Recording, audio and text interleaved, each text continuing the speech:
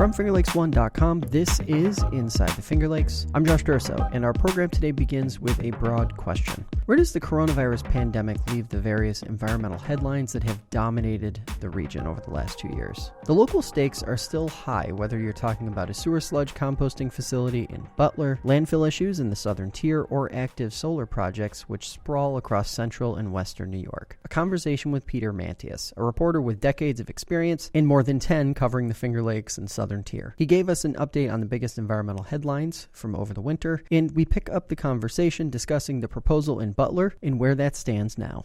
There's a company based in Flushing, New York called Tully Environmental. It's a large company.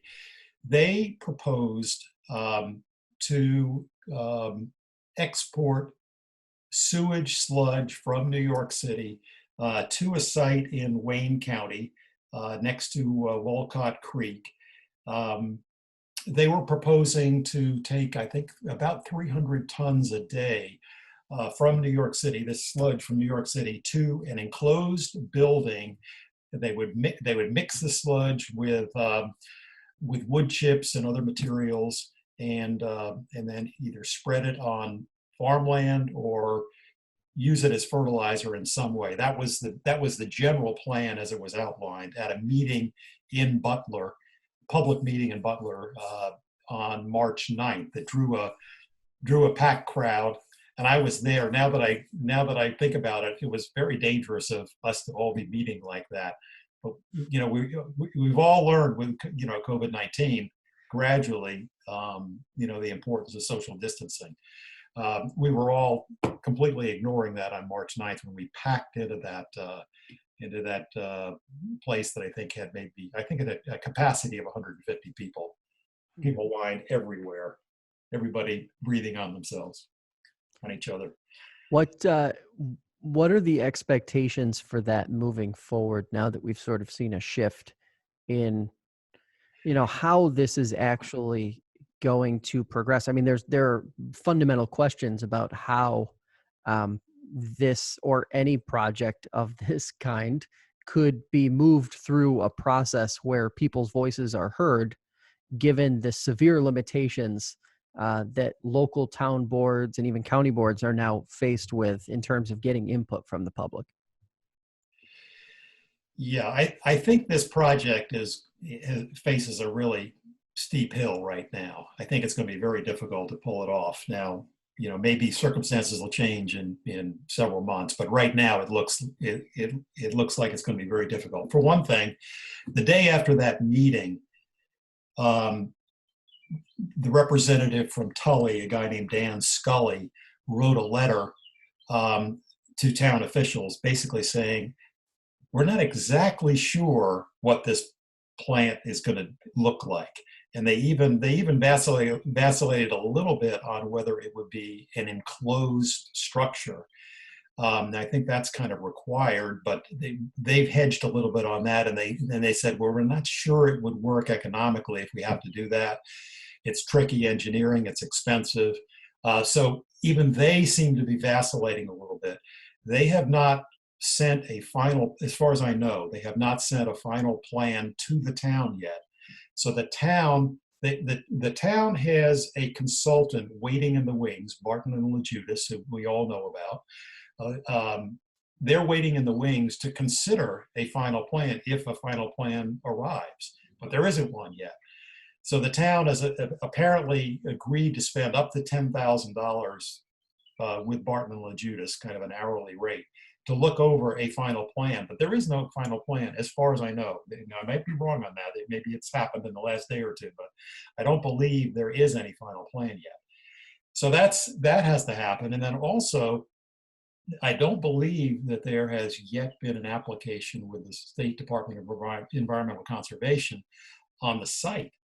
And that whole process, that's a big state process that's going to involve the State Environmental Conservation Law, Environmental Quality Act, and that involves public hearings, all sorts of steps that have to be taken. That hasn't even been filed yet. So there's a lot that hasn't taken place yet. But what has taken place is that the community has really, risen up on this. And when I drove up there, I was amazed at how many yard signs and just evidence as you drove in the town of Butler of how much opposition there was to this project. And then when I got to the town hall, you could just see they couldn't even fit in the building. They were standing outside. They had just, there were a lot of people and a tremendous amount of opposition already. So that's fully developed, but the plan itself doesn't seem very fully developed. So I'm not, I wouldn't say this project has good prospects at this point. We're also hearing, obviously, every day about how the economy is effectively just free falling at this stage of the game. Do you think there are probably conversations happening in the background with a project like this beyond the initial economic concerns that maybe the developers might have had? Now that 30 days, after that meeting, the world looks a lot different present day than it did on March 9th. Well, it does. And in fact, all sorts of projects that involve regulatory approval um, are really going to have to be put on hold almost, because you can't have the required public hearings, or you're going to have to find a workaround for the requirement of public hearings. What do you do about that? I mean, that also applies to all of these wind and solar projects that we'll talk about in a minute. But how does a regulatory agency deal with the fact that they're required to hold public hearings on controversial projects? What do you do? And I'm sure they're working on it, but I don't know the answer yet. For sure. So let's get into the Greenwich stuff. First, what is Greenwich, and what? Give us sort of the generic definition of what it is, how it operates, and things like that. Sure. Well, Greenwich is a power plant that was built in the 1930s. It's in Dresden, which is about a little bit more than halfway up the west side of Seneca Lake. It's a power plant that operated as a coal-fired plant up until the last decade. Its owners got in a lot of financial trouble. It was the plant was acquired by a private equity group in Greenwich, Connecticut, and they applied to convert this plant from coal burning to natural gas burning. And they won state permission to build a little relatively short gas pipeline connecting to a much larger pipeline that gave them a very excellent source of natural gas to fire this plant. Now, what the interesting thing that's happened recently is that Greenwich announced, let's see, when did it announce that? It was early March, that they had installed a bank of computers that are now going to process Bitcoin transactions. And Bitcoin is the virtual digital currency that relies on nodes of banks of computers, just like Greenwich, all over the world, to confirm and verify their transactions. So instead of operating as a plant that would provide peak power to the New York State grid, which it will continue to do, by the way, its primary focus now seems to be doing this Bitcoin processing. So it's not necessarily going to be giving all this power that it's been allowed to create for the grid. It's going to be doing Bitcoin transactions, and it started off. It said it's only using 14 megawatts out of its 106 megawatt capacity for Bitcoin, but it also acknowledges that it wants to ramp that up considerably. Why? So, Why? Why? Well, because they can obviously make money at it. And they announced, I haven't written about this, but they have announced that I believe it was last week or the week before, that they have sold on the open market some of their computing power. Now, this gets very abstract, so you have to work hard to follow it. So what they've done is they've installed this bank of computers that is now processing Bitcoin. What they've done now is they've said to some anonymous buyer, they haven't announced who the buyer even is. Some anonymous buyer has now purchased the computing power that Greenwich is generating.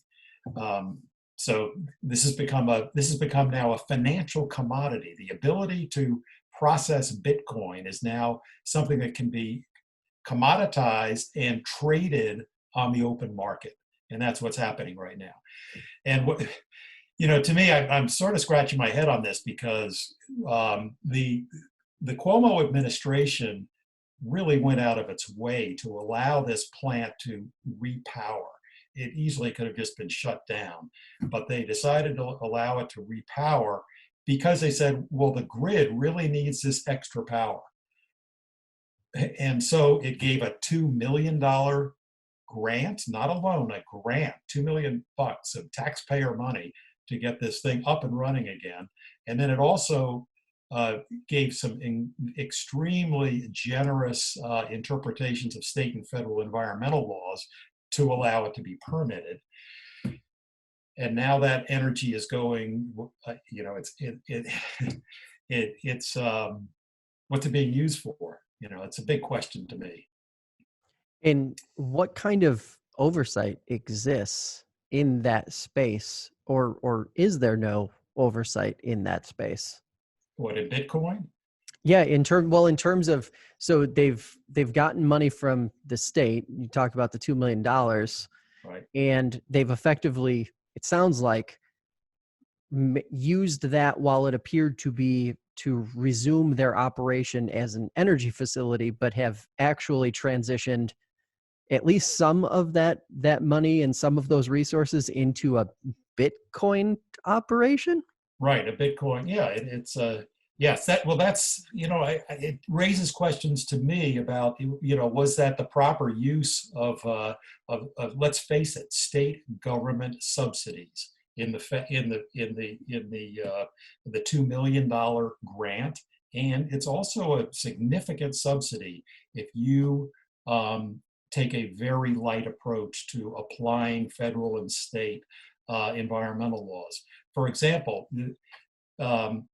they've gotten a waiver on following the Clean Air Act rule that says you can't just simply have a huge pipe that goes into Seneca Lake and sucks tens of millions of gallons a day out of there without having filters on it. You have to have filters. Greenwich doesn't have to have filters. And this saves, of course, a ton of money for the private equity company that is also profiting from the Bitcoin transactions. The fact that they don't have to, spend the money to comply with the law because the state said, oh, you don't have to. There's also, the other part is that they also have a coal ash landfill that they were supposed to clean up by 2016. They haven't cleaned it up yet, and the deadline for doing that continues to get extended. So these are subsidies. These are, subsidies that a private company is gaining, and at the same time, they're going off on this Bitcoin tangent. So, Is there any clear indication when maybe this started, or when Greenwich started to think about this, or the company began mulling over this Bitcoin potential? Because it seems like something logistically that would take a little bit of time and a little bit of energy and planning to make a reality. I have very little insight into the process of how they decided to do this. I think the company is, they're guarded in talking to me, because I've raised a lot of questions along the lines of the lawsuits that were filed against them by Sierra Club and others about these environmental issues. So I think there's unfortunately a bit of an adversarial relationship there. So they're not exactly, they don't even share press releases with me and things. So I don't have an easy access to figure out where their heads are at. And it's hard for me to also get their side of the story too, because if I call and ask for their side of the story, I don't get a response. What you mentioned the coal ash landfill, how that was supposed to be cleaned up in 2016. Here we are 4 years later in 2020, no activity there.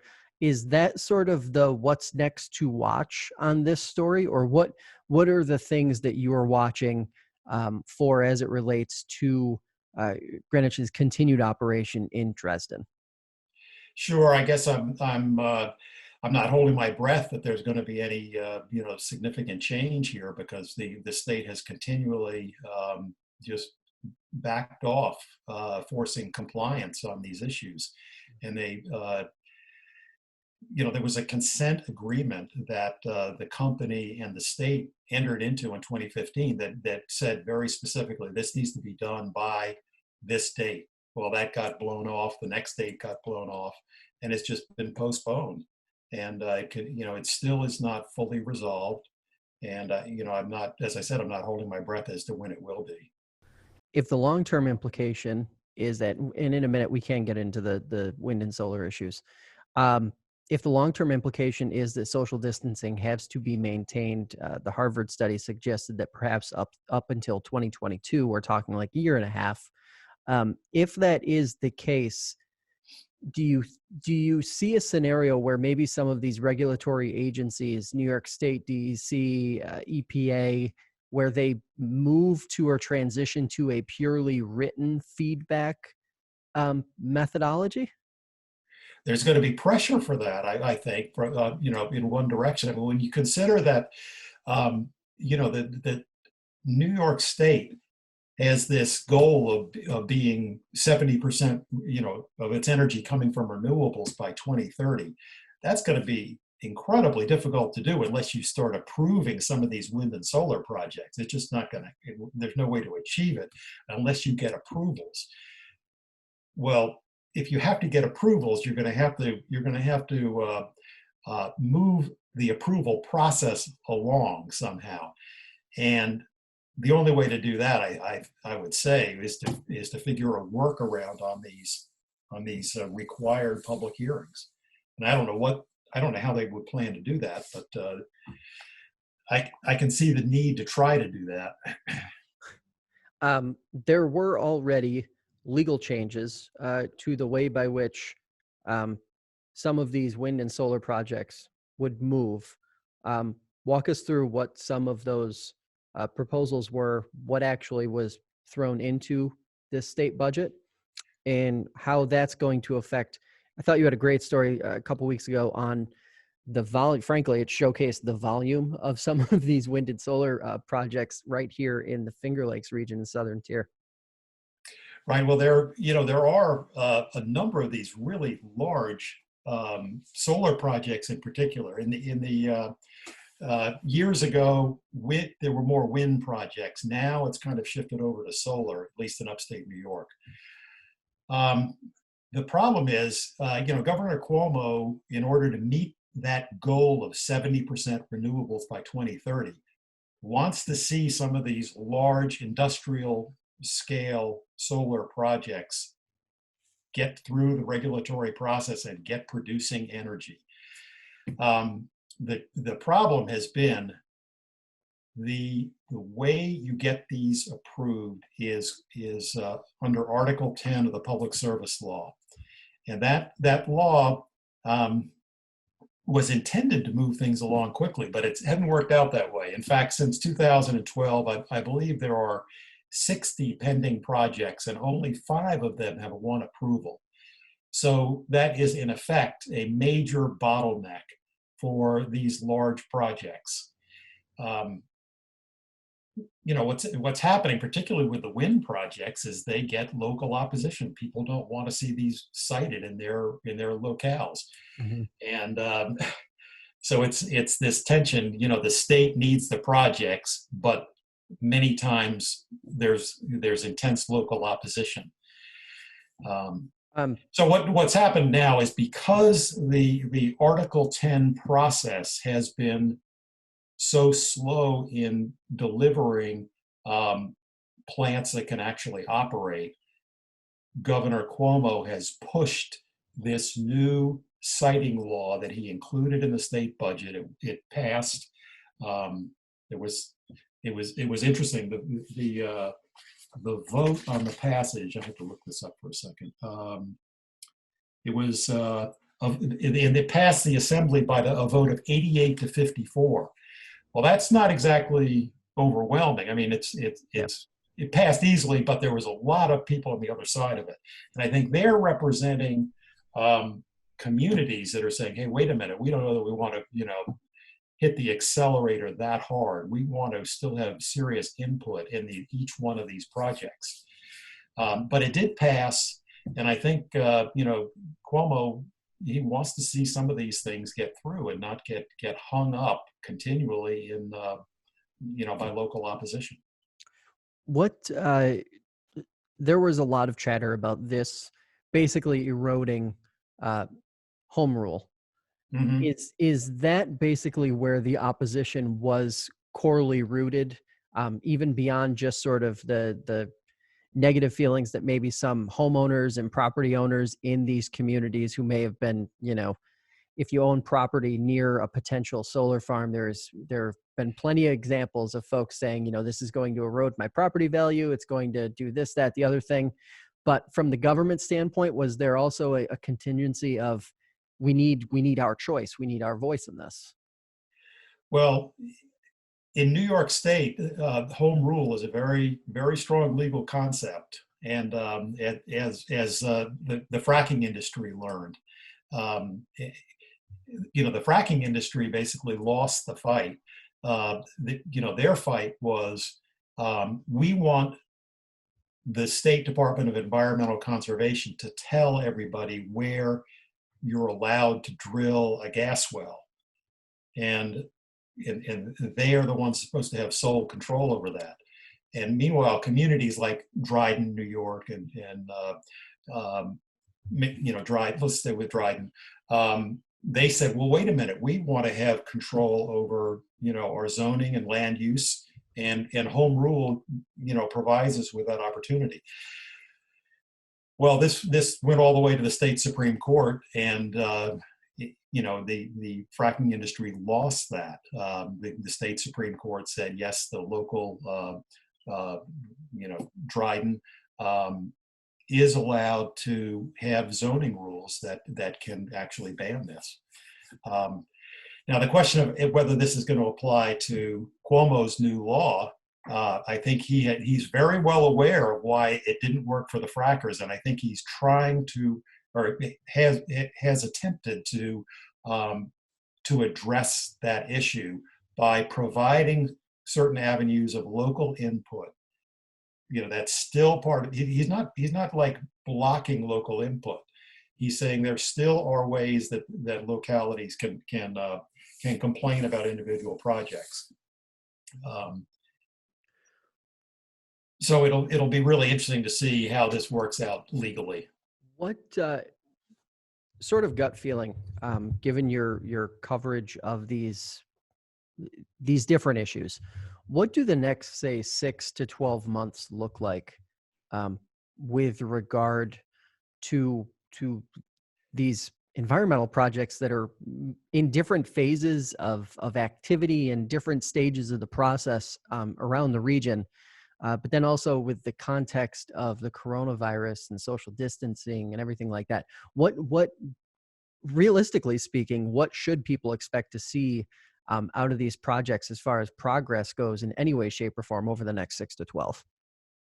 Well, this is just a guess, but I mean, I think many things are just going to be put on hold until we figure out what is the plan with social distancing.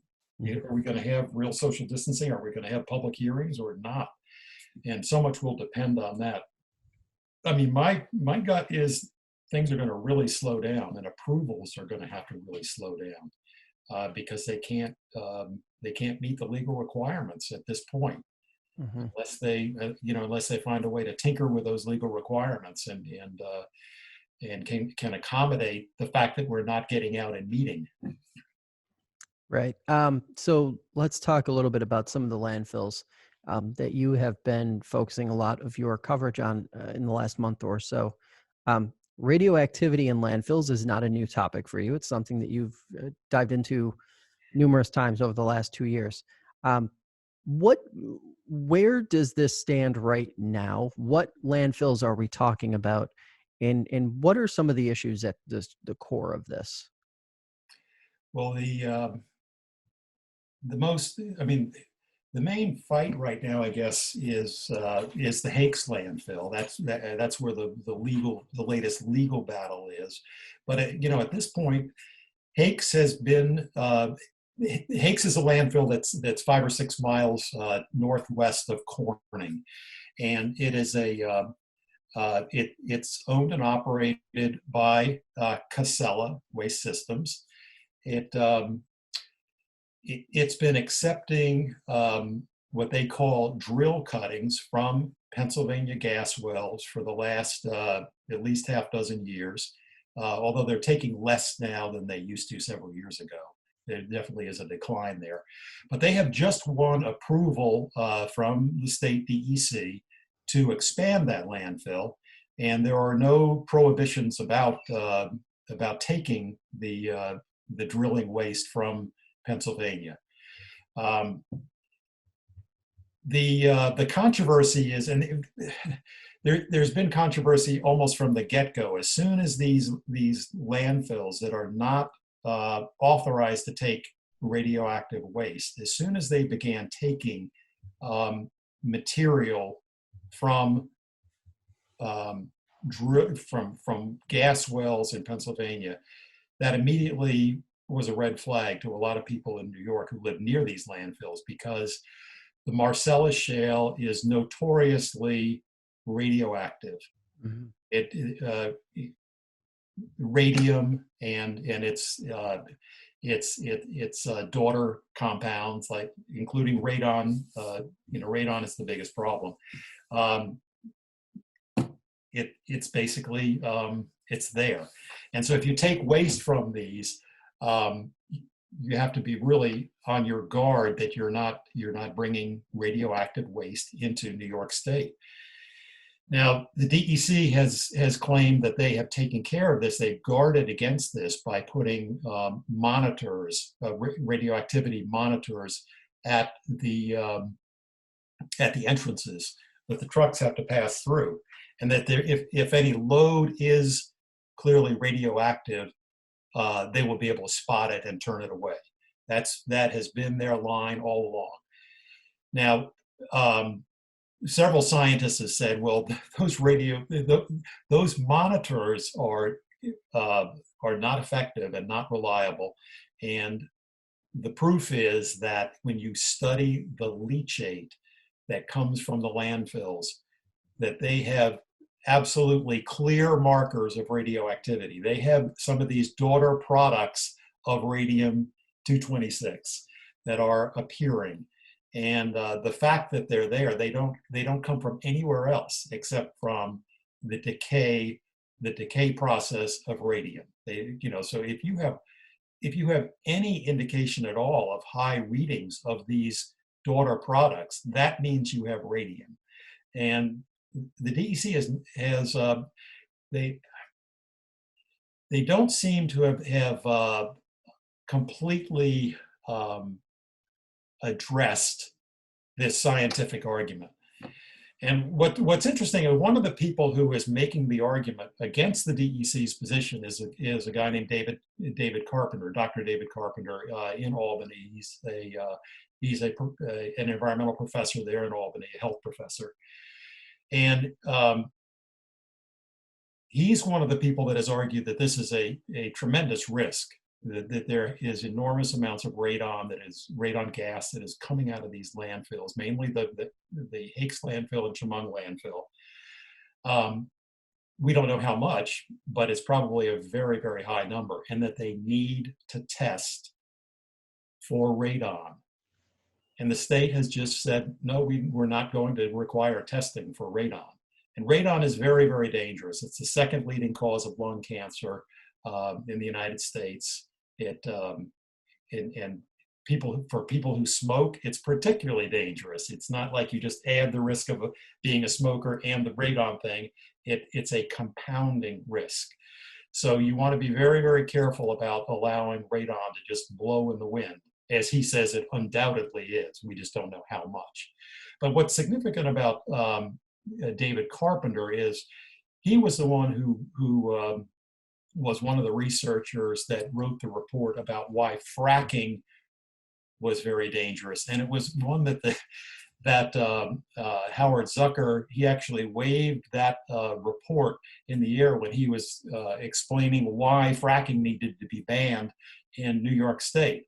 So here's the same guy several years later coming back and saying, we've got another big problem, but they have just completely squelched that objection. And they're just not addressing it. So a question I have, when I started to do a little bit of research on some of these items, pertains to enforcement. How could enforcement be affected at the state level based on what's going on with the coronavirus as it pertains to some of the things you're talking about now, and then just the general operation of some of these landfill facilities across the board? Rephrase that a little bit, because I'm not sure exactly how to respond to that the way you said it. Are you asking about how the coronavirus affects this? Yeah, essentially, like when it comes to realizing that we're probably going to have to maintain social distancing and some other protocols for, maybe 6 to 12 plus months, plus the reality that the state has a budget deficit now in the 10 to 15 plus $1 billion range. How do you think that could impact, I don't want to say just enforcement, but sort of like the general regulation of some of these facilities that people have legitimate concerns about? Well, I think for the State Department of Health and the DEC, I mean, obviously they have to worry about COVID more than anything else. I mean, that rightfully needs to be front and center for them. So, they're going to try in every way to do the best job they can as regulators, I'm sure. And in fact, as a Department of Health spokesman told me with respect to the process of approving all these wind and solar projects, he said, everything's still on track, everything's fine, this is not affecting us at all. And which is a little bit pie in the sky, because if you can't hold a public hearing that is required, that's obviously going to slow you down. But I think they really do want to try to do everything they can. Now, whether they have the staffing to do it, whether they have the focus to be able to do it all, I think it's going to be an extreme challenge, which means I think some things are just going to get postponed or pushed down on the priority list. And that includes things like PFAS, and it probably includes HABs, things like that. All of those things those are incredibly important environmental issues, but where do they stand? Where do they stack up against COVID-19? I mean, I could understand why they would have to take a back seat. Thanks for joining us this hour on Inside the FLX. I'm Josh Durso, and we'll be back next week with another episode. In the meantime, download the FingerLakes1.com app to have the latest local breaking news, alerts, and podcasts delivered right to your hand each and every day. Follow and subscribe to the show on YouTube, Spotify, and Apple Podcasts. If you enjoy the program and can support us, head over to patreon.com/FL1 to pledge monthly support. If you have an idea for a show or simply want to let your voice be heard, drop us an email or leave us a voice message by visiting InsideTheFLX.com. Thanks again for listening. I'll see you back here next week.